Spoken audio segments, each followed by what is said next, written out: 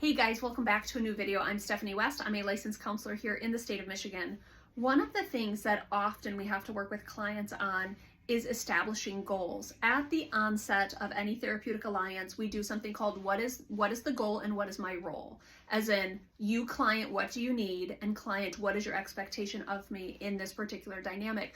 So am I coach? Am I someone who is going to provide psychoeducation? Am I someone who is going to, just be validating? I need to know what the expectation is so I can meet a client appropriately in that space. It's never, one role, but it means I have to be kind of transient in my roles and make sure that I'm meeting the needs that are being expressed and meeting the client in their needs. Here's why that matters. Goal setting is so paramount to understanding to what I say yes and to what I say no. If I don't know my goal, it is very hard for me to have discernment about what I should commit to and what I shouldn't commit to. So for example, a client comes to me and says, Steph, I want to work on relationship communication. And I think, well, we could dive into family systems, we could dive into anxiety, we could dive into this, we could dive into that. Now, as much as I have ideas of all the things we could do, I have to say no to a lot of things in order to say yes to the client's goal of working on conflict in relationship or communication in relationship. That's the stated goal. Once I know that's the goal, my yeses and nos become very easy, or at least much more simple. Maybe it's not easy to set them, but it's simple to understand what I say yes to, what I say no to. So we take that and we throw that into real life. And we say, I want to do something that is going to, secure my future. I want to go to college, okay? If I'm choosing to do that, to say yes to that, to say that my goal is to successfully complete a degree, I, by saying yes to this, have now made a lot of other things off limits. But I know to say no to these options over here because I've said yes over here. The yes aligns with my goals. The no's are because these options, whatever they are, don't get me towards my goal of finishing my degree.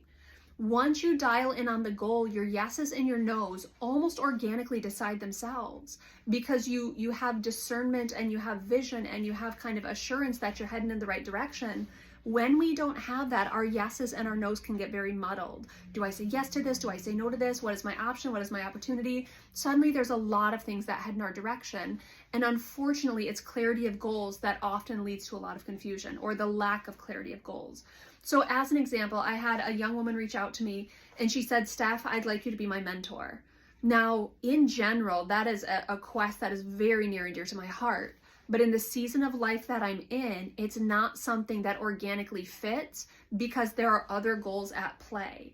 And so I said to this particular young lady, I said, first off, I appreciate so much that you would entrust me to be someone who walks with you. Thank you for that honor. And I respect that and I appreciate that. Now, she and I intersect in other ways, and so she's still in my life, but I said to her at this point in time to formally do any sort of mentorship, that's not something I'm able to do. What I am able to give is the current dynamic that we have right now. I'm able to continue to honor that, but I do encourage you to pull in another mentor because mentorship sounds important to you. Pull someone else in, and then you have the both of us, and two people are helping enhance your world. I think that would be a very good thing for you to be doing. I don't think I can fill that role right now. And one of the coolest things is she said, Steph, that's the kindest no I've ever received. And it's like, I didn't want to say that no in the sense of that would be such a cool use of my time. That's a young lady in whom I would very much like to invest. I find her to be just lovely. But for this season, the role that I'm already in her life has to be adequate because to pour more into it would conflict with the long-term goals that are afoot. And so I know I need to say no over here, but they can be gentle no's, they can be kind no's, but they need to be firm no's because I'm saying yes in this direction. So I want to give you an invitation on goal clarification in your life. If you find that you're overwhelmed, exhausted, fatigued, chances are you don't have clarity of goals. You're not sure, what am I standing for? What am I trying to accomplish? What are my core objectives? Once you establish those, the yeses and the nos tend to take care of themselves. You do still have to give the yeses and nos, but you don't have the confusion about to what do I say yes or to what do I say no, because you'll understand, does this thing align with my objectives and goals? If it doesn't, that's going to have to be a very polite but firm no, that doesn't work for me, but thank you for entrusting me with that opportunity.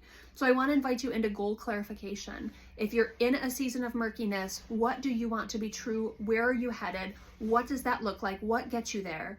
Those are things to start thinking about.